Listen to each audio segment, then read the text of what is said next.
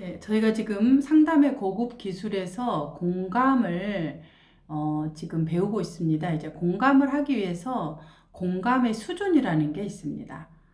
공감의 수준을 이제 우리가 하기 위해서 앞부분에서 감정에서 우리가 표면 감정, 속 감정 이렇게 이제 했던 것들을 아마 기억하실 겁니다. 이전 강의에서.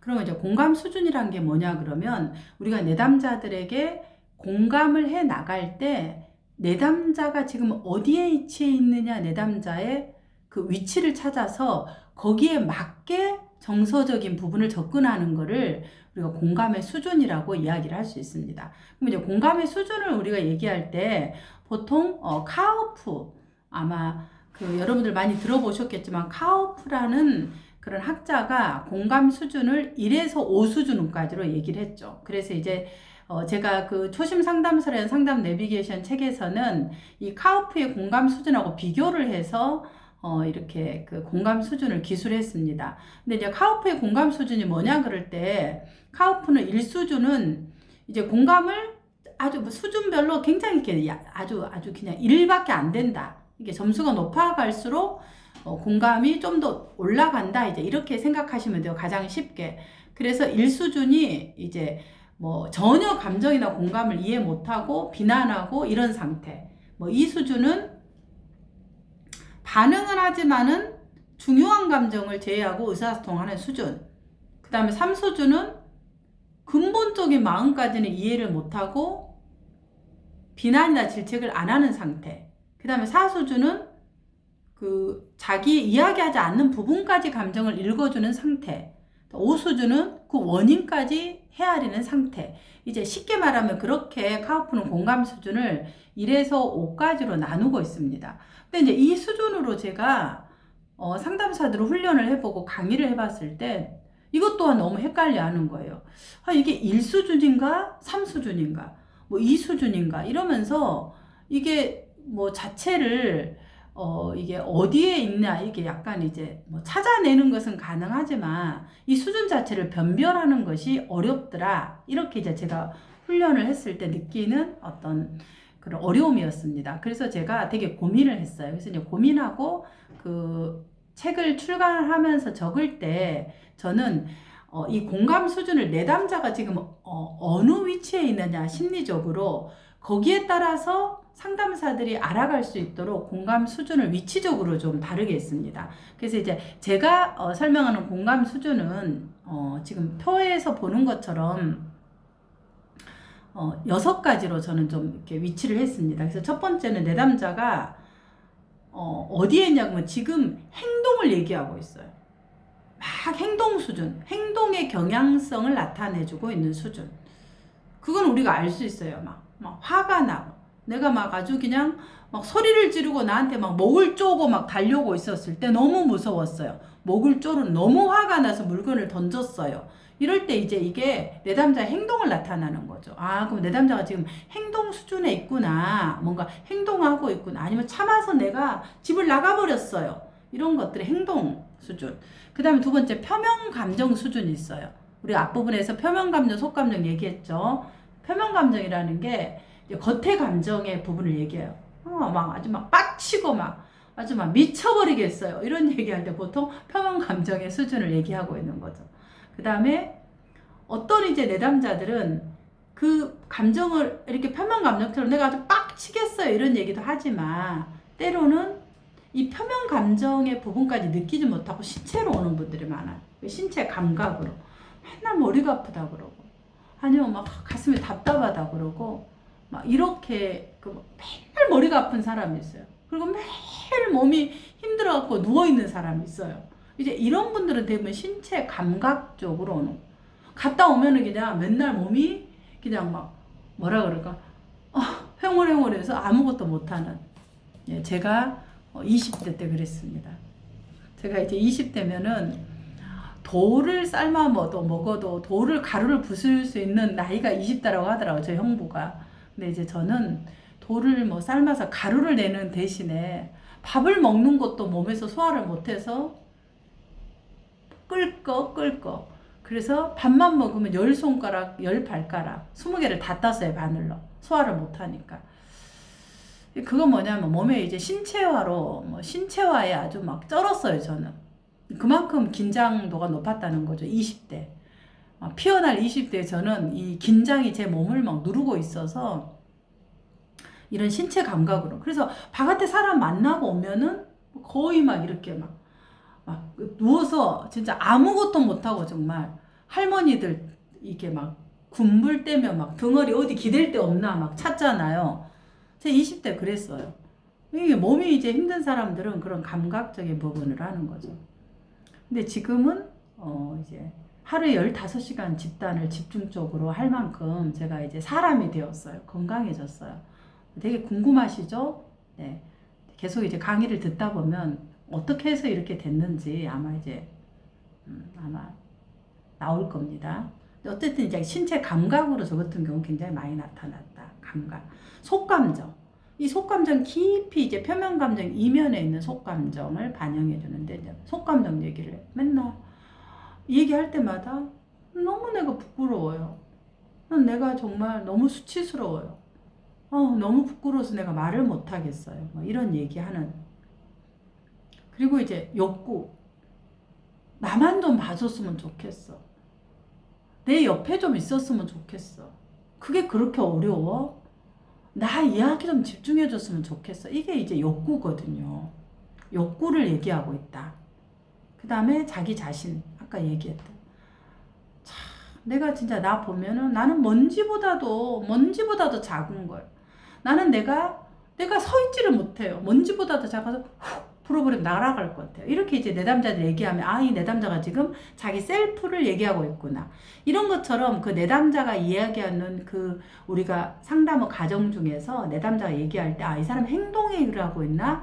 표면 감정 얘기하고 있나? 신체 감각을 속감정, 욕구, 셀프 찾기 쉽죠. 1, 2, 3, 4, 5보다. 네, 그래서 제가 이거 정말 고민해서 이게 이제 만들었어요. 정서, 수준. 그래서 이제 상담사를 이 공감을 할 때 어떻게 해야 된다? 이 내담자가 어느 위치에 있나, 어느 위치, 이 감정, 이 지금 상태의 내면의 부분들이 어느 위치에 있나를 파악하는 거예요. 그리고 그 파악하는 것에 따라서 공감을 해야 된다. 이게 이제 공감 수준이에요. 제가 책에서 말하는.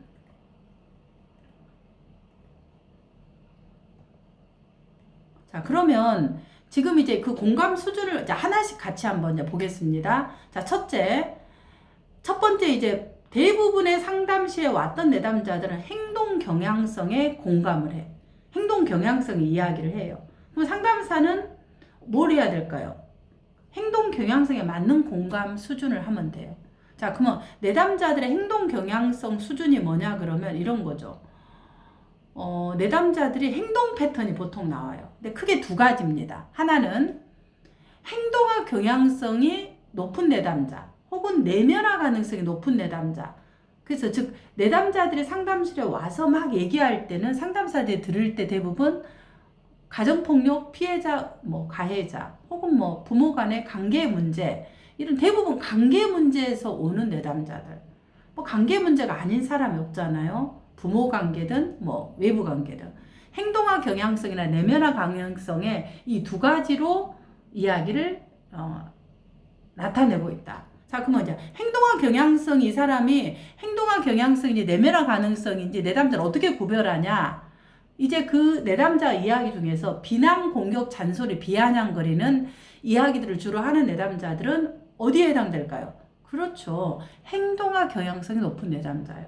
반면 도망가고 위축가고 그 다음에 웅그리고 침묵하고 이런 내담자들은 대부분 내면화 가능성이 높은 내담자예요. 행동 경향성에서.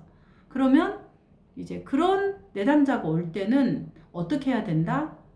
여기에 맞는 행동 경향성에 관련된 공감을 하는 거예요. 어떻게? 자, 할 일을 못하면 자책감이 올라오지만 감정을 차단하고 아무렇지 않은 것처럼 행동하셨네요. 이렇게. 이거 약간 우리가 카우프 수준에서 1 수준 내지 2 수준에 해당돼요. 근데 이제 이 카우프 수준으로 하기는 어려운데 제가 이제 뭐 쉽게 하기 위해서 비교를 해봤습니다. 두 번째, 자, 행동 경향성이 내담자들에 나타난다. 그 아래는 뭐라 그랬죠? 표면 감정을 얘기를 해요. 그 다음에 내담자들의 표면 감정은 뭐냐면은 내담자 행동을 하고 있는 그 이면에 있는 정서를 나타내는 거예요. 예를 들어서 공격과 비난을 하고 있는 내담자들이 보통 뭐라고 얘기하냐면 그 이면의 감정은 분노라는 표면의 감정을 행동하고 연결을 시켜주면 돼요. 누가? 상담자가. 왜? 공감을 하는 방법이. 자, 그러면 어떻게 이제 그 이면의 감정을 연결시켜 주느냐? 먼저 내담자들이 이렇게 얘기를 하죠. 내가 욱해요. 나를 막 무시한다고 막 내 쳐다보는 눈빛이 아주 그냥 정말 나를 무시한다고 느낄 때 제가 욱해요. 이렇게 얘기를 내담자 했잖아요. 그러면은 내담자는 어느 위치에 있다? 행동 경향성. 욱하니까 행동화 경향성이 높은 내담자의 위치에 있죠. 그럼 상담자는 이때 어떻게 공감을 해? 행동 경향성이 있을 때는 행동 경향성의 수준에서 표면 감정과 연결해준다. 자, 그러면 경계를 침범한다고 느낄 때, 아니면 나를 무시한다고 느낄 때, 뭐 여러 가지 있잖아요. 그 느낄 때 욱하시네요. 화가 올라오네요. 그럴 때 물건을 던지시네요. 이런 방식으로 공감을 하는 거예요. 그걸. 자, 혹은 내가 사람들 앞에서 좋은 사람이고 싶은데, 그거를 내가 못 보여줄 때 억울함이 올라오네요. 그 뒤에 있는 표면 감정과 연결해준다. 이건 이제 카우프의 얘기하는 3수준에 해당되는 거죠. 자, 신체 감각 공감 수준은 뭐냐면, 신체 감각은 아까 얘기한 내담자의 신체의 감각의 변화에 나타난 정서를 반영해주는 수준이다. 그러면 이걸 어떻게, 신체 감각은 뭐냐면, 상담할 때, 그 동영상에서 비언어적인 부분을 알아차리는 걸 한번 이렇게 보시기 바랍니다. 그럼 거기에서 보면은, 이 동영상은 이제 유튜브에 제가 올려놨어요. 그럼 거기에서 내담자의 얼굴 표정의 변화, 얼굴이 갑자기 막 이렇게 이그러진다든지, 아니면 눈물이 흘린다든지, 뭔가 이제 시무룩하다든지, 이런 목소리의 높낮이, 혹은 막 떨리는 거, 내담자들 막 떨려요. 뭐 여기 턱 근육이 떨린다든지, 호흡이 호흡을 얘기하는 동안 호흡이 막 급하게 공황처럼 오게 호흡이 올라온다든지, 눈의 초점이 흔들거린다든지, 막 땀을 삐질삐질 흘린다든지, 그리고 눈가에 눈물이 흘린다든지, 방금 얘기 얼굴 근육이 떨린다든지, 이런 것들이 다 신체 감각을 내담자리에 나타나고 있는 단서예요. 그러면 상담사들은 그때 내담자가 신체 감각을 하면 신체 감각의 공감 수준으로 공감을 하면 돼요. 어떻게? 그대로 반영을 해주는 거예요. 아버지 이야기를 하시면서 얼굴 근육이 떨리시네요. 그대로 읽어주는 거죠. 뭔가 내면에서 접촉되는 것이 보여집니다. 이렇게 해주는 거예요. 자, 이걸 하기 위해서 제가 집단할 때 계속 그 선생님들 집단 상담을 할 때마다 아마 이제 그 제가 하는 집단 상담 참여해 보신 분들 기억나시겠지만 계속 신체 감각 알아차림을 하잖아요. 뭐 몸으로서 자기 별칭을 뭐 해봐라. 그리고 신체 감각에서 어떤 것들이 느껴졌나를 알아차림. 그리고 서로 눈을 마주치고 이야기하지 말고 눈으로 이야기하기. 그리고 내 안에서 어떤 감각이 일어났는가 해보기. 혹은 음악의 비트를 주면서 몸을 움직여보고 내 신체 감각이 어떻게 일어나는지를 알아차리기. 이런 것들을 제가 이제 집단 상담할 때 공통적으로 넣는 부분이 바로 이런 신체 감각의 수준을 알아차리기 위해서 그런 거예요. 왜냐하면 내가 신체 감각을 알아차리지 못하면은 내담자가 말하는 신체 감각을 알아차릴 수가 없습니다.